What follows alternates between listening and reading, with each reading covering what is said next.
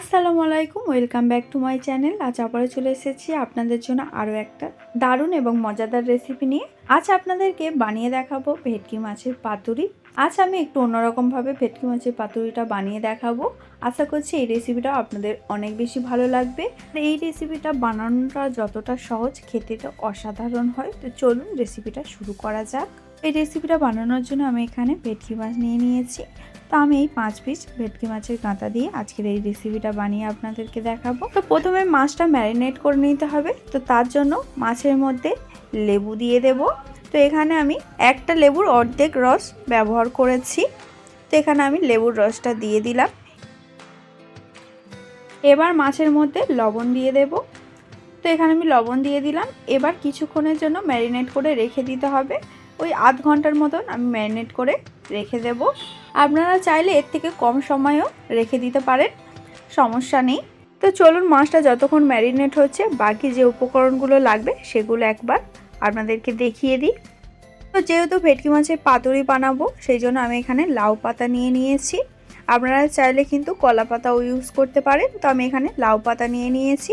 চলুন এবার দেখিয়ে দিই কী কী মশলা লাগবে। লবণ, লঙ্কার গুঁড়ো, হলুদের গুঁড়ো, জিরের গুঁড়ো, আর লাগবে ধনে গুঁড়ো। আর কিছু বাটা মশলা লাগবে, সেগুলো আপনাদেরকে দেখিয়ে দিই। তো যেমন আমি বাটা মশলাগুলোর মধ্যে নিয়ে নিয়েছি লঙ্কা বাটা, সর্ষে বাটা বেশ অনেকটা পরিমাণে, আর পেঁয়াজ বাটা। আর আপনারা চাইলে এর মধ্যে রসুন বাটাও ইউজ করতে পারেন। আর তার সঙ্গে আমি নিয়ে নিয়েছি ধনে পাতা কুচি এবং কাঁচা লঙ্কা। তো এবার আমি পাতুরিগুলো বানানোর জন্য মশলাটা রেডি করে নেব। তো তার জন্য সর্ষে বাটা, লঙ্কা বাটা এবং পেঁয়াজ বাটাটা একসঙ্গে খুব ভালো করে মিক্স করে নেব। এর মধ্যেও গুঁড়ো মশলাগুলো অ্যাড করব। তো চলুন কি কি গুঁড়ো মশলা দিচ্ছি সেটাও দেখিয়ে দিই। প্রথমে হলুদ গুঁড়ো দিয়ে দিলাম, এবার জিরের গুঁড়ো দিয়ে দিলাম, এবার ধনে গুঁড়ো দিয়ে দিলাম, আর স্বাদ অনুযায়ী লবণ দিয়ে দিলাম। এবার ওর মধ্যে লঙ্কার গুঁড়ো দিয়ে দেব। আপনারা যতটা পরিমাণে ঝাল খাবেন সেই অনুযায়ী কিন্তু লঙ্কার গুঁড়োটা আপনারা ইউজ করবেন। তারপর আমি সর্ষের তেল দিয়ে দিলাম। এবার সব উপকরণগুলো একসঙ্গে খুব ভালো করে মিক্স করে নেব। আর এই মশলাটা যেমনভাবে বানিয়েছি এইভাবে যদি আপনারা বানান তাহলে পাতুরিটা খেতে অনেক বেশি ভালো খেতে হবে। আর এইদিকে মাছটাও ম্যারিনেট করা হয়ে গিয়েছে। চলুন এবার পাতুরিগুলো বানিয়ে নেওয়া যাক। তো এখানে আমি সব কিছু রেডি করে নিয়েছি। তো এখানে মাছগুলোও নিয়ে নিয়েছি, আর যে মশলাটা রেডি করে নিয়েছিলাম সেটাও নিয়ে নিয়েছি, আর লাউ পাতা নিয়ে নিয়েছি। এবার একটা একটা করে পাতুরিগুলো বানিয়ে নেব। তো প্রথমে আমি মাছটা নিয়ে নিলাম। এবার ওর মধ্যে যে মশলাটা রেডি করে নিয়েছিলাম সেটা দিয়ে দেব। দিয়ে খুব ভালো করে মাখিয়ে নিতে হবে। তো এখানে আমি মাছের মধ্যে কিন্তু খুব ভালো করে মশলাটা লাগিয়ে নিচ্ছি।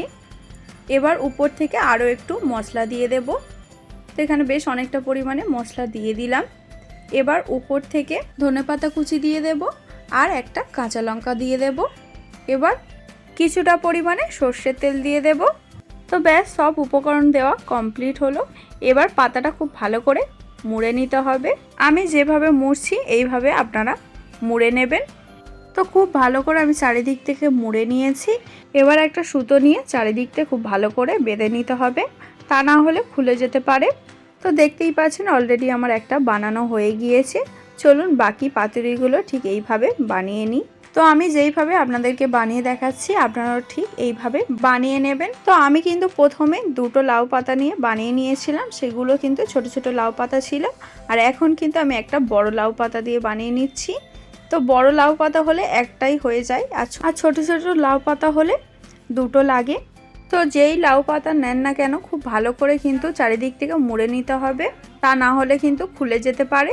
তো চলুন এইভাবে বাকি পাতুরিগুলো বানিয়ে নিয়ে তারপরে একেবারে ফিরছি। তো ততক্ষণে ভিডিওটা স্কিপ না করে দেখতে থাকুন, আর অবশ্যই আমাদের চ্যানেলটাকে সাবস্ক্রাইব করে আমাদের পাশে থাকবেন, আর লাইক কমেন্ট শেয়ার করতে একদমই ভুলবেন না।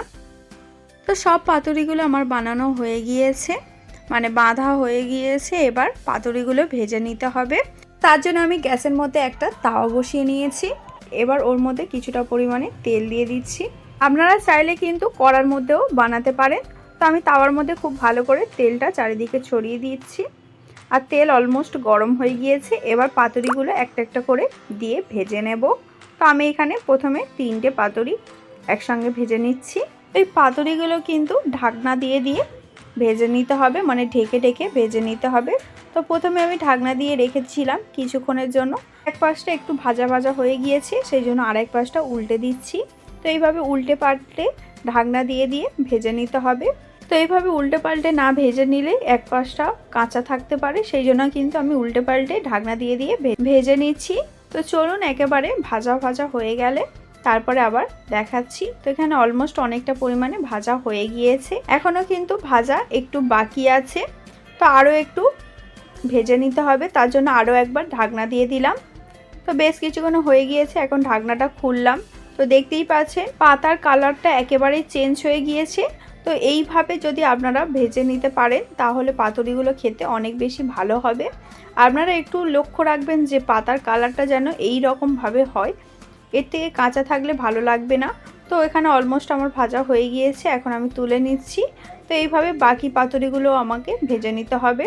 আর আরও একটা কথা, পাতুরিগুলো আপনারা যখনই ভেজে নেবেন তখন গ্যাসের ফ্লেমটা লো টু মিডিয়ামে রাখবেন, না হলে পাতুরিগুলো পুড়ে যেতে পারে।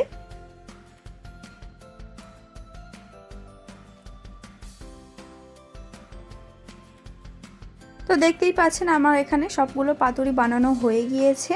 তো এইভাবে যদি আপনারা পাতুরিগুলো বানান তাহলে খেতে অনেক বেশি ভালো হবে। আপনারা বাড়িতে অবশ্যই এইভাবে বানিয়ে খেয়ে দেখবেন, আশা করছি আপনাদের অনেক বেশি ভালো লাগবে। তো চলুন আপনাদেরকে একটা পাতুরি খুলে দেখাই কেমন বানানো হয়েছে, খেয়েও আপনাদেরকে দেখাবো যে কেমন খেতে হয়েছে। তো এখানে অলরেডি আমি পাতুরি নিয়ে নিয়েছি, তো আপনাদেরকে খুলে দেখাচ্ছি।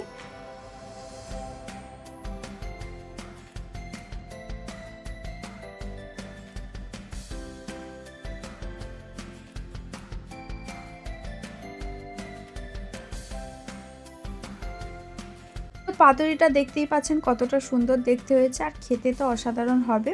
তো চলুন আপনাদেরকে খেয়ে একবার দেখাই। তো খেতে তো অসাধারণ হয়েছিল, বাড়ির সবাই খেয়ে বলেছে অনেক বেশি সুন্দর খেতে হয়েছে।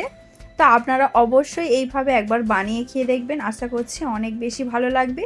তো আজকের মতন এই রেসিপিটা এই পর্যন্ত। আপনাদের এই রেসিপিটা যদি একটুও ভালো লেগে থাকে তাহলে অবশ্যই লাইক কমেন্ট শেয়ার করতে ভুলবেন না। আর আপনারা নেক্সট আর কি রেসিপি দেখতে চান সেটাও অবশ্যই কমেন্টে জানাতে পারেন, আমি চেষ্টা করব সেই রেসিপিটা আপনাদের জন্য নিয়ে আসার। তো আজকের মতন এইটুকু, আবার দেখা হচ্ছে নেক্সট কোনো রেসিপির ভিডিও নিয়ে। আপনারা ভালো থাকবেন, সুস্থ থাকবেন, আল্লাহ হাফেজ।